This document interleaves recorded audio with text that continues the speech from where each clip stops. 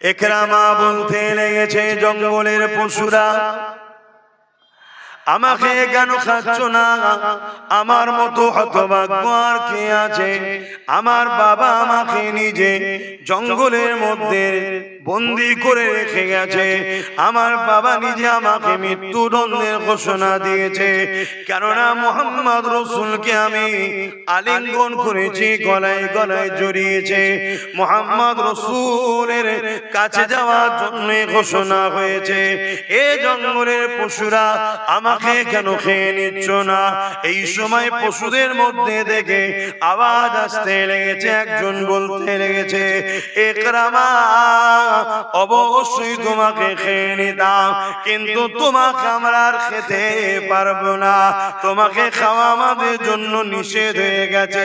কেন নিষেধ হয়ে গেছে? ইকরামা রে, তোমার শরীর থেকে আখরি নবীর খুশবু বাইর হচ্ছে।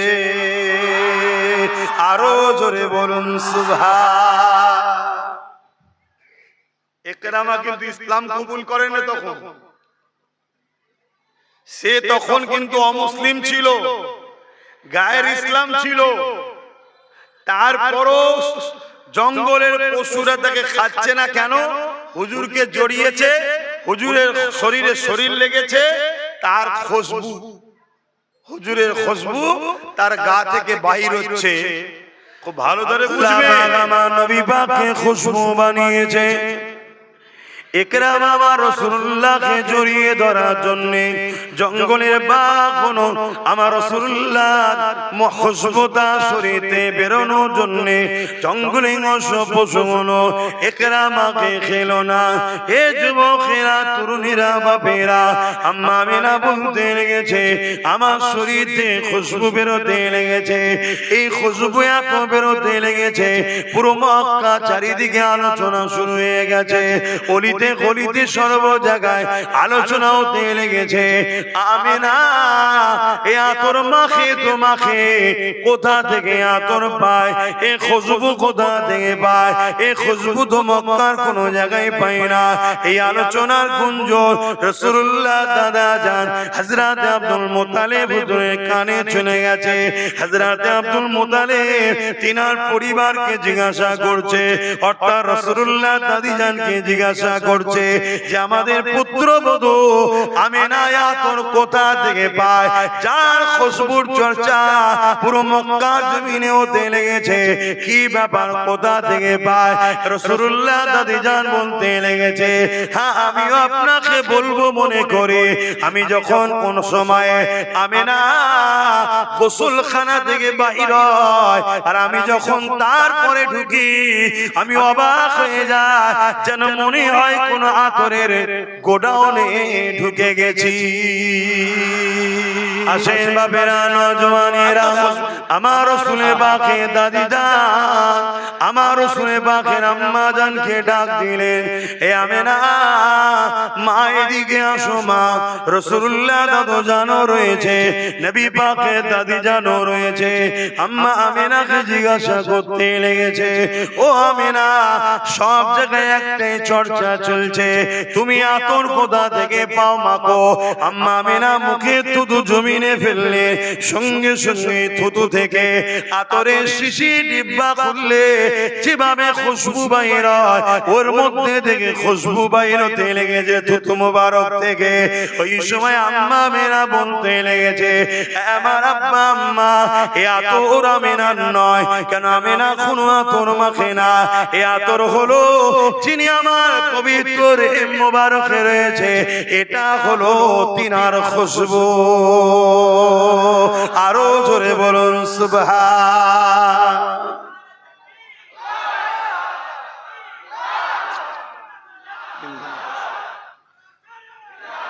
আমার যুবক ভাইরা, সেই নবী পাককে মোহাব্বত করো, ভালোবাসো, পিয়ার করো। তিনি আমাদের নেতা, আমাদের গর্ব। হ্যাঁ, এই খুশবুওয়ালা নবী ছেড়ে দিয়ে দুর্গন্ধওয়ালাদের পিছনে ছুটছো, বোকা কোথাকারে। তোমার নবীর আখলাক, চরিত্র, আদর্শ তোমাদের জন্য মডেল। আল্লাহ পাক কোরআনের মধ্যে বলে দিলেন, লাকাদ কানা লাকুম ফি রাসূলিল্লাহি উসওয়াতুন হাসানা। এ দুনিয়া মানুষেরা, আমি আল্লাহ পাক আমার হাবিবকে তোমাদের জন্য মডেল করে পাঠিয়েছি। তোমরা নামাজ পড়বে, আমার নবীকে দেখো। তোমরা রোজা রাখবে, আমার নবীকে দেখো। তোমরা হজ করবে, আমার নবীকে দেখো। তোমরা দান খয়রাত করবে, আমার নবীকে দেখো।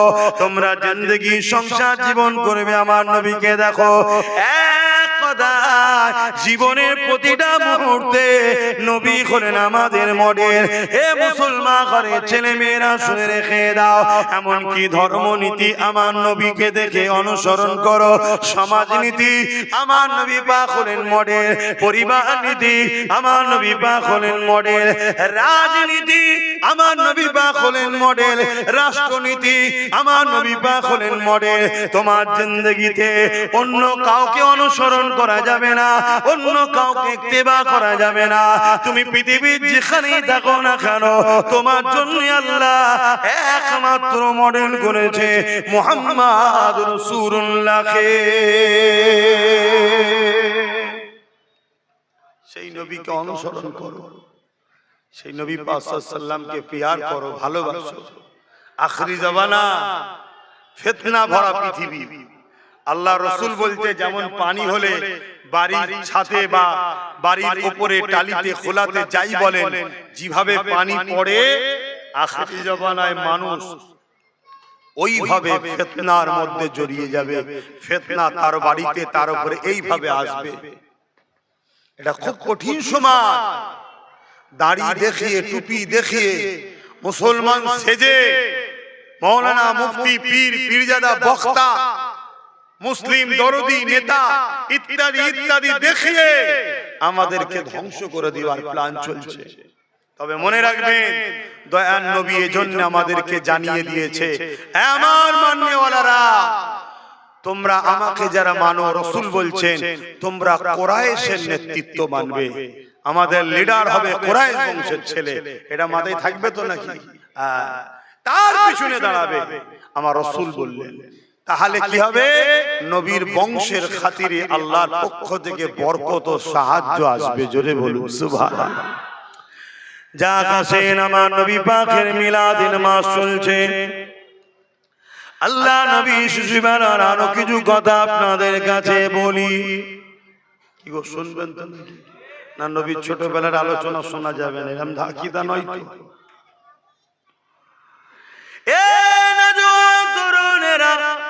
আল্লাহ পাক আমার নবী পাককে কত নিয়ামত করেছেন। আম্মা জানা মেরা বলতে লেগেছে, আমি একদিন ঘরের মধ্যে প্রবেশ করলাম, হঠাৎ করে দেখতে লাগলাম আমার ঘরের দেয়ালগুলো পর্যন্ত আমি আমেনা আমাকে সালাম দিতে লেগেছে, আমাকে মুবারকবাদ দিতে লেগেছে, আর বলতে লেগেছে, আমেনা রে ধন্য তুমি সাইয়্যিদুল মুরসালিনের মা হয়েছো। আম্মা আমেনা বলতে লেগেছে, আমি বড় আনন্দে দিন কাটাতে লাগলাম, আমি বড় আশ্চর্য অবাক হতে লাগলাম। এক রাত্রিরে এক এক নবী আলাইহিস সালাম গণ আমার খবরের মধ্যে আসতে লেগেছে, আমাকে এমন করে মোবারকবাদ দিতে লেগেছে, এ আমেনা তোমাকে আল্লাহ বড় ধন্য করেছে, দোনোজানের সুলতানের মা বানিয়েছে। আম্মা জান আমেনারও বলতে লেগেছে, আমি যখন রাস্তা দিয়ে যেতে লেগেছে, আমি অবাক হয়ে দেখতে লাগলাম পাথরের বালিকোনা গুলো, এমন করে পাথরগুলো আমি আমেনা আমাকে সালাম মুবারকবাদ দিতে লেগেছে। গাছগুলো ঝুঁকে গিয়ে আমি আমেনা আমাকে ইস্তেকবাল করে আমাকে সালাম দিতে লেগেছে। এমনকি আমি আমেনা আমি কুয়াতে যখন পানি পানতে গেলাম, কুয়ার পানি রশিদে তুলতে হতো, বড় কষ্ট হতো, বড় ব্যথা লাগতো, বড় যন্ত্রণা হতো, বড় কষ্ট হতো। কিন্তু আমি আমেনা নবী মুহাম্মদ রাসূল যখন আমার রেহেমে মুবারকে ছিল, আমি আমেনা যখন কুয়ার পানি আনতে গেলাম, আমি অবাক হয়ে গেলাম। ওই কুয়ার পানির ভেতর থেকে সালাম আসে, আমেনা তোমাকে সালাম মুবারকবাদ তোমাকে। এ আমেনা রে, কি দরকার ছিল পানি আনার জন্য কুয়ার কাছে আসা? এ আমেনা হুকুমটা করলে আমি পানি তোমার ঘরে গিয়ে ভরে দিয়ে আসতাম। আরো জোরে বলুন সুবহান। শুনছে কি গো, শুনছেন তো নাকি? অনেক মুসলমান দাবিদার এমনও আছে যারা নবীর মুজিজা মানে না। মুজিজা বোঝে কি গো, বলবেন তো হ্যাঁ কি না? মুজিজা বোঝে? মুজিজা হলো এমন কিছু অলৌকিক ঘটনা যেটা নবীদের দ্বারা আল্লাহ ঘটায়। নবীদের দ্বারা আল্লাহ ঘটায় সামনের ব্যক্তিকে আজিজ করার জন্য, একে বলা হয় মুজিজা। আর ওলিদের দ্বারা এমন কিছু অলৌকিক ঘটনা ঘটায় আল্লাহ, যেটাকে বলা হয় কারামত। মনে থাকবে, মুজিজা হক, কারামত হক, অস্বীকারী ইসলাম থেকে বেরিয়ে যাবে। শুনছে? তাহলে আম্মা আমেনা হুজুরকে পানি থেকে আওয়াজ আসছে, আমেনা হুকুম করলে ঘরে গিয়ে ভরে দিয়ে আসতাম পাত্র। জোরে বলুন সুবহানাল্লাহ। এটাই কি আশ্চর্য হচ্ছে? একটু হ্যাঁ কি না বলেন? আশ্চর্য হচ্ছে। তাহলে এর বিষয় আর একটা দলিল আপনাদের দিয়ে যায়। আমার নবী পাক সাল্লাল্লাহু আলাইহি সাল্লাম 40 বছর বয়সে নবুয়াতের এলান করলেন। নবী 40 বছর বয়সে নবী হয়েছে এমনটা নয়। নবী তো তখন নবী ছিল যখন কোনো কিছুই আল্লাহ বানায়নি। জোরে বলুন সুবহানাল্লাহ। কেউ যদি বলে 40 বছর বয়সে নবুয়াত পেয়েছে, নবী হয়েছে, অবশ্যই সে গোস্তাখে রাসূল ইসলাম থেকে বেরিয়ে যাবে। শুনছেন? এগুলোই তো আকীদা, এগুলোই জানতে হবে। কেন আল্লাহ নবী বলেছে 72 দল জাহান্নামে যাবে। তাদের মসজিদও থাকবে, নামাজও থাকবে, তাদের মাদ্রাসাও থাকবে, শিক্ষাও থাকবে, তাদের রোজাও থাকবে, হজও থাকবে, দান খায়রা সবই থাকবে। রাসূল বলছে তারপরও তারা জাহান্নামে যাবে। শুনছেন? অনেকে তো এমনও বলে ফেলছে, আমার বিরোধী করতে গিয়ে অনেকে এমনও বলে ফেলছে কে জান্নাতে কে জাহান্নামে যাবে আল্লাহ ছাড়া কেউ জানে না। বলছে নবীও নাকি জানেন। মানে আমার বিরোধী করতে গিয়ে ও নিজে বেঈমান, জাহান্নামের টিকিট কাটছে, হুঁশই না। তোর আমাকে পছন্দ হয় না, আমার উপরে রাগ হচ্ছে, আমার বিরোধী করছিস, আলাদা বিষয়। তুই একটু ভাষাটা বুঝে বল। কথা বুঝে আসছে না? না, খুব সাবধান। আর মনে রাখবেন, আব্বাস সিদ্দিকী নিজের জন্য প্রতিবাদ করে না। আমার বাপকে, মাকে, পরিবারকে, দাদুকে, ভাইদেরকে কত গালিগালাজ সমাজের একদল মুসলিম সুরাতে মুনাফিক নেতারা করছে না, করেনি। তাদের পক্ষ দিয়ে কোনোদিন প্রতিবাদ আমি করিনি। কিন্তু আমার রাসূলের দ্বীনের ব্যাপারে যদি কেউ আঘাত দেয়, তখন প্রতিবাদের দরকার আছে না নাই? তখন প্রতিবাদ করাটা হলো ফরজ, করতেই হবে। কথা মাথায় ঢুকছে? এই জায়গাটা মনে রাখবেন। তো ভাইরা আমার, আমার রাসূল পাক সাল্লাল্লাহু আলাইহি সাল্লাম বলেন, আমার উম্মত দাবিদারদের মধ্যে 73টা দল হবে, 72 দল জাহান্নামে যাবে, একটা দল জান্নাতে যাবে। আল্লাহ নবী সাহাবা হুজুরদের বললেন 72 দলে নামাজ, রোজা, দাড়ি, টুপি, হজ, যাকাত, দান, খায়রাত সব থাকবে। এরপরও তারা জাহান্নামে যাবে। কেন? তাদের অন্তরে আল্লাহ নবীর হাইয়া, আদব, প্রেম, সম্মান থাকবে না। শুনছেন? এজন্য বলে যায় আমার নবী পাককে মহব্বত করেন। আল্লাহ নবী নবুয়াতের ঘোষণা করে দিলেন, দুনিয়ার মানুষকে এলান করে দিলেন, আমি মুহাম্মদ আল্লাহর প্রিয় রাসূল। এই ঘোষণার পরেতে চারিদিকে আওয়াজটা পৌঁছে গেল। দরে দরে মানুষ আমার নবী পাকের হাতে হাত ধরলে ঈমানের কালেমা পড়তে লাগলে। আবার বিশ্ব জুড়ে আমার নবী পাকের বিরোধী হতে লাগলো। হে যুবকেরা, তরুণেরা, হে নবী পাকের গোলামেরা, এমন সময় একটা ব্যক্তি এসে অমুসলিম আমার নবীকে বলতে লাগলো, আপনি যে নবী বলছেন, আমাকে কিছু মুজিজা করে দেখান, কিছু দেখান। আল্লাহ নবী এমনি করে তাকালেন, তাকিয়ে দেখতে লাগলেন দূরে একটা বড় গাছ রয়েছে। এমনি পাহাড়ি এলাকা, মরুভূমি এলাকা, জঙ্গল, গাছপালা খুবই কম, দূরে দূরে দূরে দূরে থাকে। দূরে একটা বড় গাছ দাঁড়িয়ে আছে। আল্লাহ নবী বললেন, যাও ওই গাছকে গিয়ে বলো মুহাম্মদ রাসূলুল্লাহ আল্লাহ নবী তোমাকে ডেকেছে। এ যুবকেরা, তরুণেরা, ওই মানুষটা চলে গেল, ওই অমুসলিমটা চলে গেল, ওই গাছের কাছে গিয়ে বলতে লাগলো, এ গাছ, তোমাকে মুহাম্মদ রাসূলুল্লাহ আল্লাহ নবী ডেকেছে। খুব ঠান্ডা মাথায় শুনবে, অমুসলিম হলো সে জানে নবী যদি হয় গাছ তার কথাই আসবে। আজকে মুসলমান দাবি করে নবীকে মানতে চায় না, অমুসলিম জানে নবী যদি হয় আমার কথাটা গাছ শুনবে। আমি অমুসলিম হতে পারলো, পাঠিয়েছে যখন নবী, গাছ অবশ্যই তাহলে শুনতে পারবে। এই জন্য সে আগিয়ে গেল, আগিয়ে গিয়ে বলতে লাগলো, মুহাম্মদ রাসূলুল্লাহ আল্লাহ নবী তোমাকে ডেকেছে। ওই অমুসলিম বলতে লাগলে, আমি অবাক হয়ে দেখতে লাগলাম, গাছের মধ্যে কম্পন শুরু হলো, কাঁপা শুরু হলো। সে নিজেকে জমিন থেকে সে করতে করতে উঠে পড়ল। মানুষ যেভাবে হেঁটে হেঁটে যায় জমিনের উপরে খিসড়ে খিসড়ে খিসড়ে খিসড়ে ওই গাছটা এসে আল্লাহ নবীর কদমে পড়ে সিজদা করে। এই যুবকেরা, তরুণেরা, এই অবস্থাটা দেখে ওই অমুসলিমটা ইমানের নূরে কলেমা পড়ে আর সে অমুসলিম না, নবী পাকের সাহাবী হয়ে যায়।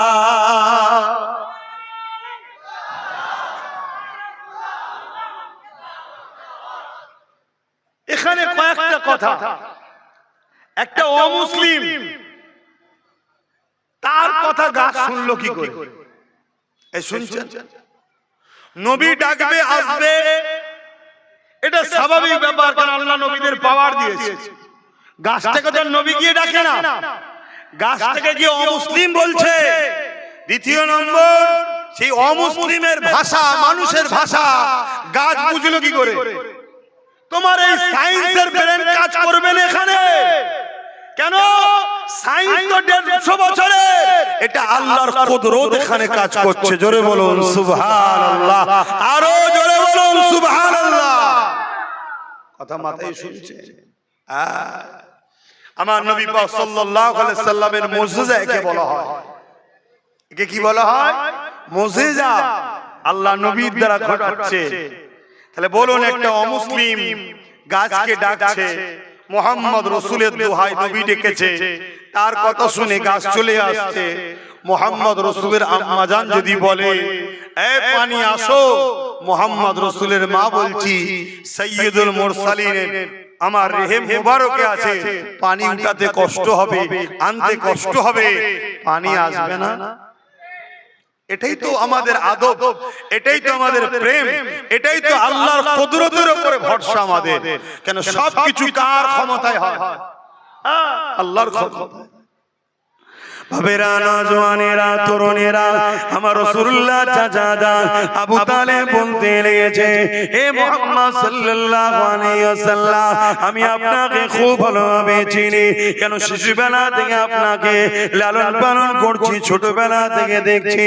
এইভাবে আমার নবী পাকের শিশুবেলার কথা নবী পাকের চাচা জানাবো তালেব শোনাতে লেগেছে।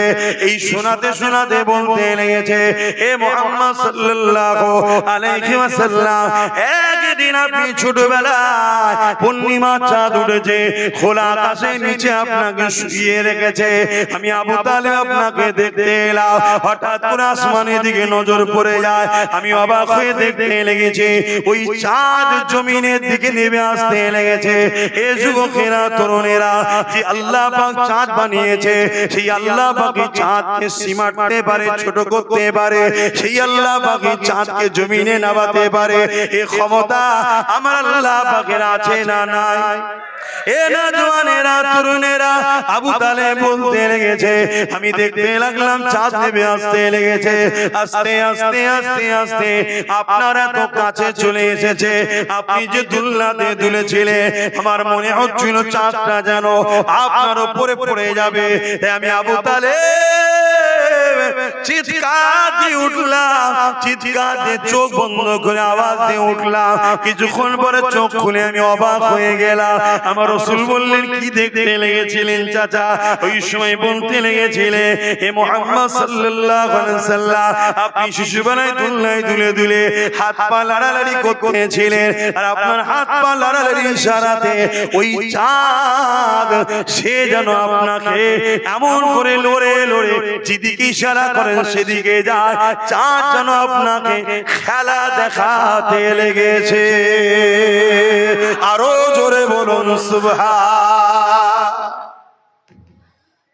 যে রাসূলুল্লাহর উঙ্গলির ইশারায় শিশুবেলায় চাঁদ লড়ালড়ি করে, ডান দিকে ইশারা করলে ডান দিকে যায়, বাঁ দিকে ইশারা করলে বাঁ দিকে যায়, সেই রাসূলুল্লাহকে লিডার বলে মানো, নেতা বলে মানো, দ্বিতীয় কাউকে মেনো না।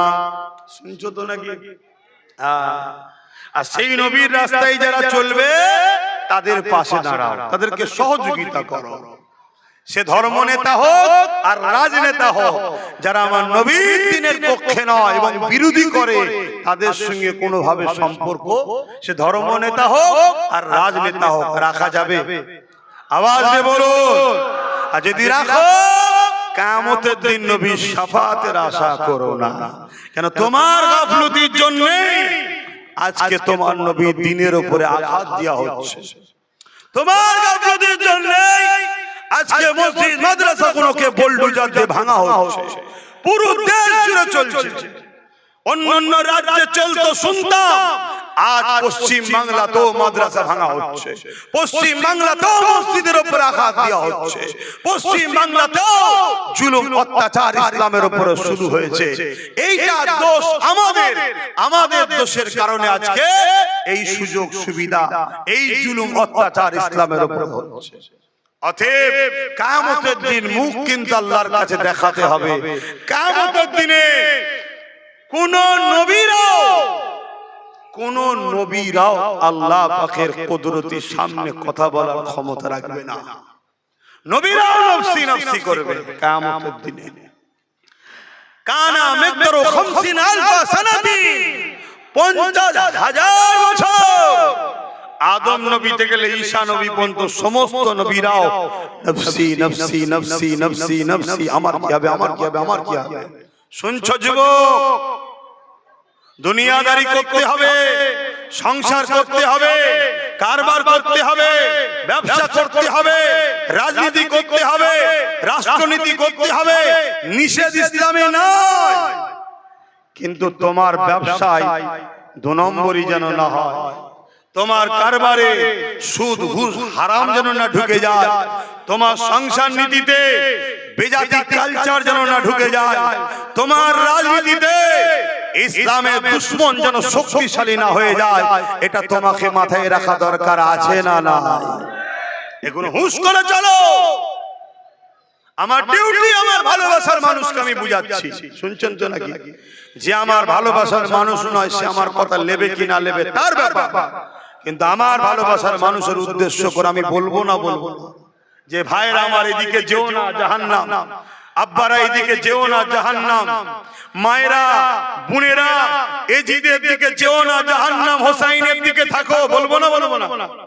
এজিদকে এজিদ একটা অত্যাচারী, স্বৈরাচারী, জালিম শাসকের নাম। আজকেও যদি কেউ এজিদ হয়, আমার মা, আমার বাপ, আমার বোনকে বলবো না যে জাননে ওদিকে জাহান্নাম আছে, ওদিকে জাননে, বলবো না? বলবো না? কিন্তু এই বলাতে আমার মা, আমার বাপ, আমার বোন, আমার ভাই যদি আমার কথা শুনে, আলহামদুলিল্লাহ, পরকালে একসাথে আল্লাহর দয়াতে, নবীর শাফাআতে আমরা জান্নাতি হব ইনশাআল্লাহ। আর যদি কেউ না শুনে, সে জবাব দেবে। কিন্তু আমার বাপকে, আমার মাকে, আমার বোনকে, আমার ভাইকে আমার বলার অধিকার আছে না? না। বাড়তি বাইরের লোকের তো নাক গলাবার প্রয়োজন নেই। এই প্রয়োজন আছে? হ্যাঁ, প্রয়োজন নেই। আর নাক যদি গলাও, তাহলে এমন মেডিসিন দেবো, একবার দেবো, সব জায়গায় হই হই হই হই হই হই হই হই হই। শুনছেন তো নাকি? আসেন ফিরে আসেন আমার নবী পাকের শিশুবেলার খেয়ার কথা বলছিলাম। আমার নবী পাক সাল্লাল্লাহু আলাইহি ওয়াসাল্লামের আম্মা জান বলতে লেগেছে, আমার বাচ্চা যখন দুনিয়া জমিনে আগমন করে, এ দুনিয়ার মানুষেরা কারো ঘরে পুত্র সন্তান, কারো ঘরে কন্যা সন্তান হয়, আমি আমিনা অবাক হয়ে গেলাম। আল্লাহ পাক আমাকে একটা নূর সন্তান দিয়েছে, যা শরীর থেকে এত জ্যোতি এত আলো বেরোতে লেগেছে, আমার ঘরটা আলোকিত হয়ে গেছে। আমি আমিনা শাম দেশের প্রাসাদ পর্যন্ত দেখতে পেয়েছি। আমাদের আমিনার বলতে লেগেছে, আমার বাচ্চা যখন আমাদের মুবারক থেকে দুনিয়ায় এসেছে, অন্য অন্য বাচ্চারা আসলে তারা নাপাক হয়ে থাকে, শরীরে নোংরা লেগে থাকে, কিন্তু আমার বাচ্চা শরীরে কোনো নাপাকি নোংরা ছিল না। আমার বাচ্চা শরীরে নূর চমকাতে লেগেছে। আমার বাচ্চাকে একটা পাক কাপড়ের উপরে রাখা হলো, রাখতে দেরি আমার বাচ্চা কাত হয়ে সিজদা দিতে দেরি করলো না। আমার বাচ্চা সিজদায় পড়ে গিয়ে আল্লাহর প্রশংসা করতে লাগলো। দীর্ঘক্ষণ সিজদা করার পরে মাথাটাকে তুলে নিয়ে শাহাদাত আগুলটা আসমানে দিয়ে ঘোরাতে লেগেছে। এই আগুল থেকে এত নূর বেরোচ্ছে, তামাম পৃথিবী আলোয় আলোকিত হয়ে গেল। এমন সময় আমি আমিনা আমার বাচ্চাকে কোলে তুলে নিলাম। গায়েবী একটা আওয়াজ এসে গেল, এই বাচ্চাকে জলদি করে গায়েব করো। আমি দেখতে লাগলাম কুয়াশা ঢুকতে লেগেছে, আমার ছাদ ফেটে গেল, কুয়াশা ঢুকতে লেগেছে, আমার ঘরটা অন্ধকার হয়ে গেল, আমার বাচ্চা গায়েব হয়ে গেল। আমি আমিনা বড় চিন্তিত হয়ে গেলাম। গায়েবী আওয়াজ এসে গেল, এ আমিনা চিন্তা করো না, এই বাচ্চাকে তামাম মখলুকাতকে ঘুরিয়ে ঘুরিয়ে দেখানো হচ্ছে। কারণ আমার নবীর অপেক্ষায় পুরো কায়নাত ছিল, জানেন তো নাকি? আদম নবী থেকে গেলে ঈসা নবী, সব নবীরাই বলেছে মুহাম্মদ রাসূল আসবে, মুহাম্মদ রাসূল আসবে, মুহাম্মদ রাসূল আসবে। এই পুরো কায়নাত অপেক্ষায় আছে আমার হুজুরকে দেখবে বলে। শুনছেন? আল্লাহ পুরো কায়নাতকে ঘুরিয়ে দেখিয়ে দিল, আর এমন ভাবে চিনিয়েছে, আল্লাহ বলছে পরে যেন তারা না বলে যে বাচ্চাকে চিনি না। শুনছেন তো? সেই নবীকে পিয়ার করো। বারবার বলে যাচ্ছে আখিরি জামানা, দুদিনের দুনিয়া, দুনিয়ার পেট চালাতে গিয়ে জাহান্নামে আগুন না ঢুকাতে হয়, এটা মাথায় রেখো। দুনিয়ায় একটু আরাম আয়েশ করতে গিয়ে তুমি রাসূলের দ্বীনের দুশমন হয়ে জাহান্নামের খোরাক যেন না হয়ে যাও, এটা মাথায় রেখো। এ শিক্ষা, এ ঘোষণা আমি আমার জাতিকে বারবার দিচ্ছি, বোঝো বোঝো বোঝো।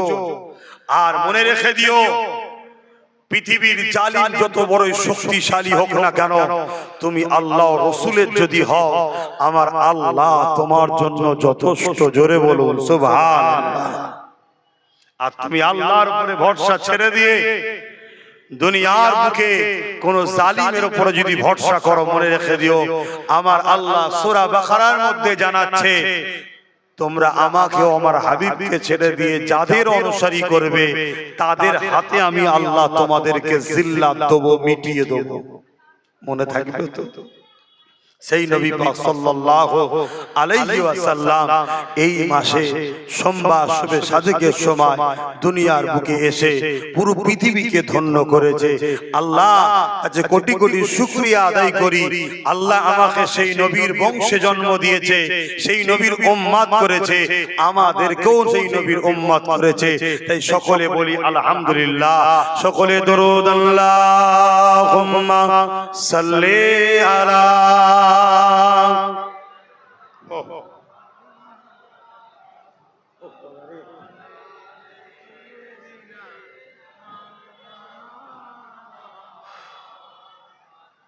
फलक के नजारों, ज़मीं के बहारों, खुशी सब मनाओ, हुजूर आ गए हैं, हुजूर आ गए हैं, हुजूर आ गए हैं, हुजूर हुजूर आ गए। उठो गम के मारो चलो बेसहारो, खबर ए सुनाओ हुजूर आ गए हैं, हुजूर आ गए हैं, हुजूर आ गए हैं, हुजूर आ गए हैं, हुजूर आ गए हैं। अनोखा निराला उजी सानाया, अनोखा निराला उजी सानाया, सारे रसूलों का सुल्तान आया। आरो जोरे बोलून ना सुबहानाल्लाह। আমার নবী তো সমস্ত রসুলদেরও সুলতান, জোরে বলুন সুবহানাল্লাহ। হুজুর আমাদেরও নবী, সমস্ত নবীদেরও নবী, জোরে বলুন সুবহানাল্লাহ। अनोखा निराला उजी सानाया, सारे रसूलों का सुल्तान आया। उठो गम के मारो चलो बेसहारो, खबर ए सुनाओ हुजूर आ गए हैं, हुजूर आ गए हैं, हुजूर आ गए हैं, हुजूर आ गए हैं, हुजूर आ गए हैं। अल्लाहुम्मा सल्ली अला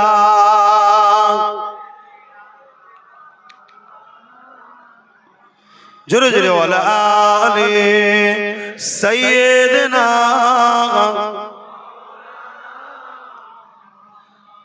আমার আব্বা জানেরা, ভাইরা, নওজওয়ানেরা, ঈশান নামাজের ব্যাপার আছে, আসুন একটু সালাম দিই, তারপর দোয়া হবে। ইয়া নবী সালাম।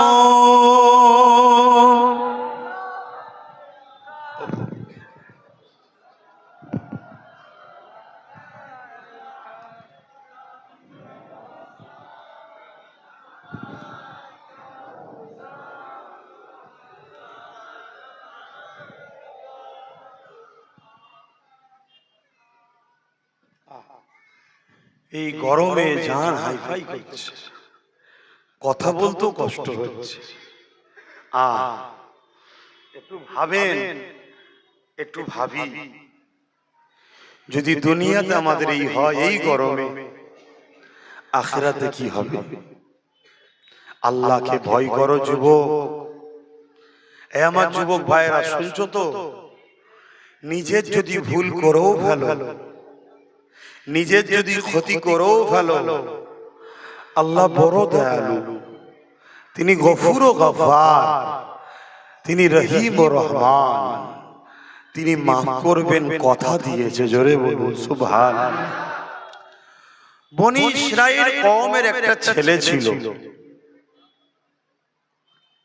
সেই ছেলে হালকা বয়সে অর্থের গরমে, তার বিরুদ্ধে কেউ বলার ছিল না, সে রোজ শরাব পান করত, আর তার চরিত্র খারাপ ছিল, বাজার থেকে নারীদের খরিদ করে আনত। তো একদিন ওই যুবকটা, আমার ভাইগুলো শুনছো তো, একদিন ওই যুবকটা বাজার থেকে এক মহিলাকে খরিদ করেছে। তৎকালীন সময় 60 দিরহাম দিয়ে, যেটা আজকের বাজারে মনে হয় 10-20, আরো বেশি তো কম নয়, লক্ষ টাকা হতে পারে, কম বেশি যাই হোক, সোনার টাকা তখন ছিল আরো দাম। মুসা আলাইহিস সালামের জমানার কথা বলছি, আজকের কথা নয়। তখন সোনার টাকা ভারী টাকা ছিল, যত দিন যাচ্ছে তো কাগজ চলে এসেছে, আর এখন বর্তমান তো আরো অবস্থা খারাপ। বেশি দিন যে নুকিয়ে রাখবে, রাখারও উপায় নেই, বার করে দেখবে শুধু কাগজ টাকার অক্ষর চলে গেছে। কি আমার দেশে যা নতুন বেরিয়েছে আমাদের নাম আর বলছি না, থাক, কেন ধর্ম সভা তো, এটা অন্য বিষয়টাই বললাম না। তো যাই হোক, হযরতে ওই বনি ইসরাইল কওমের যুবকটা প্রতিদিনের ন্যায় একটা নারীকে খরিদ করে নিয়ে এসেছে, শরাব নিয়ে এসেছে। সে প্রতিদিন একসাথে বসে শরাব পান করে আর চরিত্র নষ্ট করে, বাকিটা সব বুঝতে পারছে। প্রতিদিনের ন্যায় এই মহিলাকে, তার অনেক খাদেমাও আছে, আবার বাড়িতে পয়সা আছে, সাজিয়ে গুজিয়ে সব রেখেছে, সাজাবার জন্য লোক রেখেছে। সেই সব মহিলারা এই মহিলাকে সাজিয়ে গুজিয়ে ওই যুবকের খাস কামরায় দিয়েছে। তো যুবক শরাব কিনে নিয়ে এসে ঢুকেছে, ঢুকে দেখছে ওই মহিলাটা শুধু কাঁদছে তা নয়, তার শরীরটা কোনো জিনিস যেমন ভাইব্রেট হয়, কাঁপে, ওইভাবে কাঁপছে। যুবকটা বলছে, তুমি কাঁদছো কেন আর এত কাঁপছো কেন? মহিলাটা বলছে, আল্লাহর ভয়ে। জোরে বলুন হায় হায়, আল্লাহর ভয় কাকে বলে? আল্লাহর ভয় কাকে বলে? দেখুন, আর আল্লাহ বলছে যারা আমাকে ভয় করে, ওয়ালিমান খাফা মাকাম রাব্বিহি জান্নাতান, আমি আল্লাহ তাদেরকে দুটো দুটো জান্নাত দেব। জোরে বলুন সুবহানাল্লাহ। সূরা রহমানে আল্লাহ বলছে। আর আজকে আমাদের তো সব ভয় উঠে গেছে, এতিমের মাল, বিধবার মাল, গরিবের মাল দেখা দেখি না।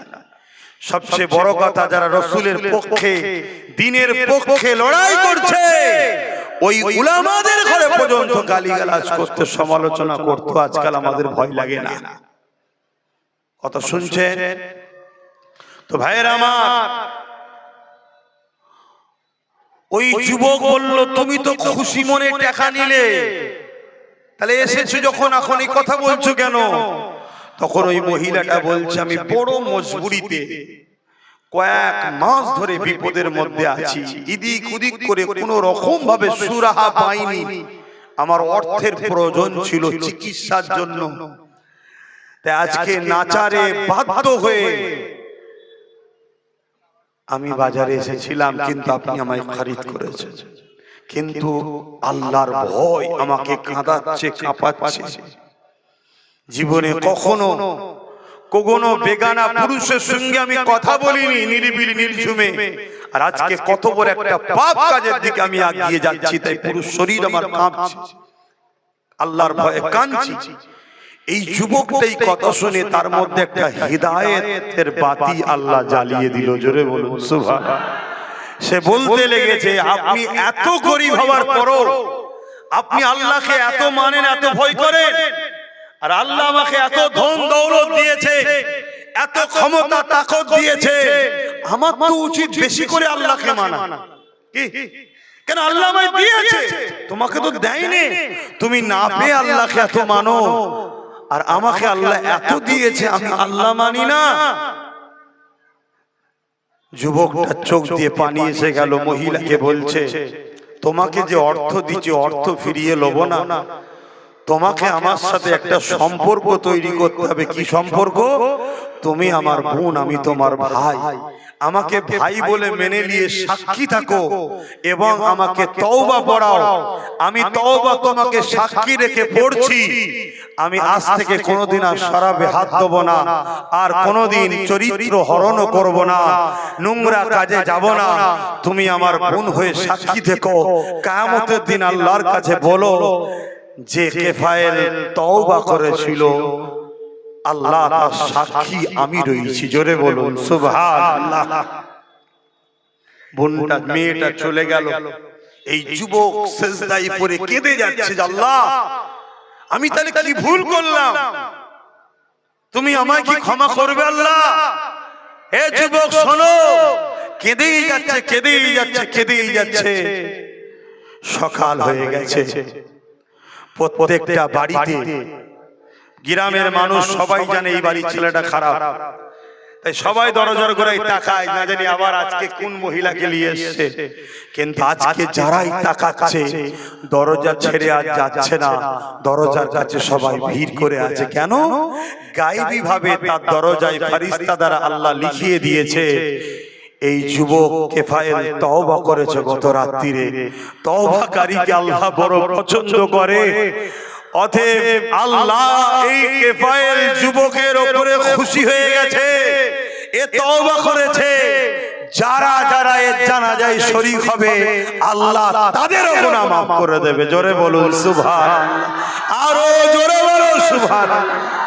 এ আমার যুবকেরা, এ আমার ভাইয়েরা, অন্য নবীর উম্মত হয়ে এত বড় পাপ করে তওবা করার সুযোগ পেয়েছে, তওবা করার জন্য আল্লাহ যদি মাফ করে দেয়, এ যুবক ভুল করেছো তওবা করো, নামাজ কাজা করেছো তওবা করো, রোজা কাজা করেছো তওবা করো, গান শুনেছো তওবা করো, অন্যায় করেছো তওবা করো, সিনেমা দেখেছো তওবা করো, যাত্রা কাছে তওবা করো, ইসলাম বিদ্বেষী নেতাদের সঙ্গে দল করেছো তওবা করো, ইসলামের দুশমনদেরকে ভোট দিয়ে সাপোর্ট করেছো তওবা করো।